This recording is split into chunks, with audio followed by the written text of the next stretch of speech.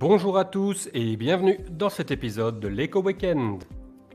Comme nous le présagions la semaine passée, les marchés américains ont été galvanisés par le rapport sur l'emploi en début de semaine. Par la suite, les perspectives du FMI puis les déclarations du président de la Fed leur ont permis de continuer sur cette belle lancée dans un calme qui en était presque suspect.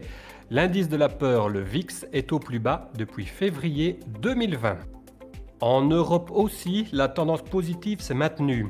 Après l'Eurostoxx 50 la semaine passée, c'est au tour du Stoxx 600 de dépasser ses niveaux d'avant-crise pour franchir de nouveaux sommets.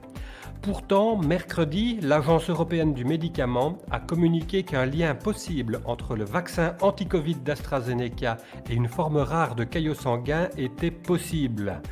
Sur les 20 millions d'injections effectuées au Royaume-Uni, 79 cas se sont produits, dont 19 mortels. Une nouvelle qui sape la confiance dans la vaccination au moment où la reprise économique est postposée à cause de la pandémie.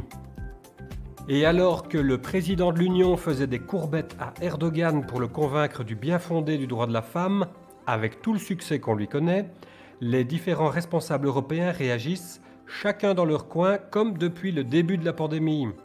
Italie, France et Allemagne l'administrent aux plus de 60 ans, alors que d'autres pays l'interdisent ou optent pour d'autres tranches d'âge, montrant ainsi une désorganisation qui frôle la division. Heureusement, il semble qu'à la tête de la Commission, il reste de vrais responsables, puisque celle-ci s'apprête à lancer une offre pour 1,8 milliard de doses de vaccins à administrer en 2022 et 2023 et qui seront adaptées aux nouveaux variants de 2020. Cet appel d'air a stimulé le rythme des vaccinations, comme par exemple en Allemagne, comme on le voit à l'écran, où il a doublé ces derniers jours, ou encore en Espagne. Les investisseurs ont préféré tabler sur ces perspectives positives plutôt que sur les risques de nouveaux retards dans la reprise. L'Italie relâche d'ailleurs certaines mesures de confinement. Les indices terminent donc la semaine dans le vert. Autre actualité importante cette semaine, le FMI annonçait ses perspectives trimestrielles pour la croissance mondiale. Les projections de croissance augmentent, particulièrement en 2021, mais différemment selon les régions du monde. Ces 5 prochaines années, la Chine représenterait 20% de la croissance économique contre 15% pour les États-Unis, suivi de l'Inde, du Japon et de l'Allemagne. Outre les nouvelles mesures de stimulation américaines, les anticipations liées à la vaccination ainsi que l'adaptation à une mobilité limitée contribuent à cette prévision de croissance revue à la hausse, la plus élevée depuis 40 ans. Au vu de mon commentaire sur la situation en Europe, on comprendra que l'incertitude reste présente dans ces perspectives où les États-Unis verraient leur prévision d'octobre doubler alors que la zone euro resterait en dessous de la sienne. La Fed a communiqué de façon déterminée qu'aucun changement n'était à attendre quant à la politique actuelle de stimulation tant que la pandémie n'était pas terminée. Le dollar a baissé, ainsi que les taux d'intérêt américains à long terme, donnant enfin à l'or une semaine de répit dans sa baisse.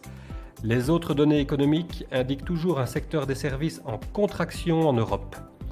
Notons par contre que pour la première fois depuis de nombreux mois, l'indicateur composite européen passe la barre des 50, indiquant là un retour de la croissance en mars.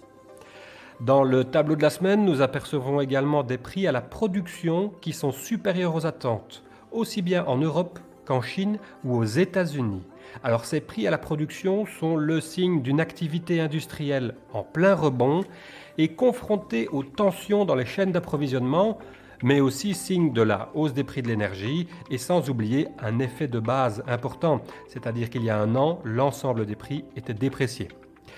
Cet indice est également partout supérieur au prix à la consommation. Les habitudes de consommation ont en effet migré des services vers les biens.